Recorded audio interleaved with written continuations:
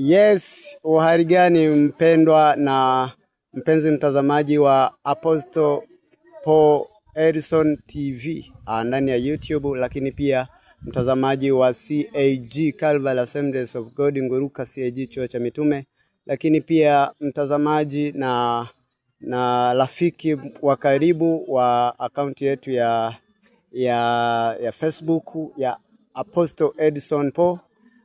Leo lilikuwa ni tukio kubwa sana la umoja wa makanisa ya Pentecost CPST hapa Nguruka, na leo tulikuwa tuko live na miongoni mwa cameraman basi ambao walikuwa wakifanya mambo mazuri na makubwa ni huyu hapa mwamba, huyu hapa. Pengine labda atatuambia anaitwa nani. Pengine Bwana Yesu asifiwe, mtumishi wa Mungu. Amina, amina. Habari ya uzima? Nzuri. Tumefurahi sana kukuona kwenye timu yetu. Pengine tuoneshe kitambulisho chako. Okay, hiki hapa. Wow. CAG Media Nguruka. Tumefurahi sana.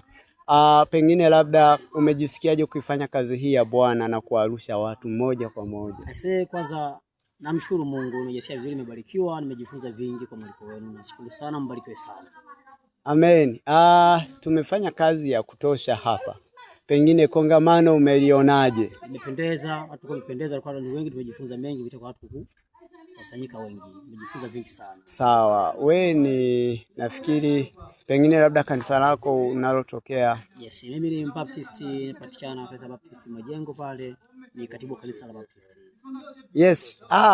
CPST ni kubwa bwana. Unaweza kaona mtu kutoka Baptist amekuja hapa kutunga mkono na jitihada zetu hizi za CAG Media. Ubarikiwe sana mtumishi wa Mungu. Amina. Unamwambia nini Ochi na Murumba? Okay. Ochi na Murumba nawaambia wamekosa vingi kwa sababu tuliwaambia hawajafika. Mimi binafsi nimejifunza mengi, nimebarikiwa sana kwa sababu Baptist hizi issues zinafanyika mara nyingi sana jioni sana, na huwa ni uimbaji tu, hamna maombi. Lakini kwa upande wenu mimi nimebarikiwa sana, nimejifunza mengi.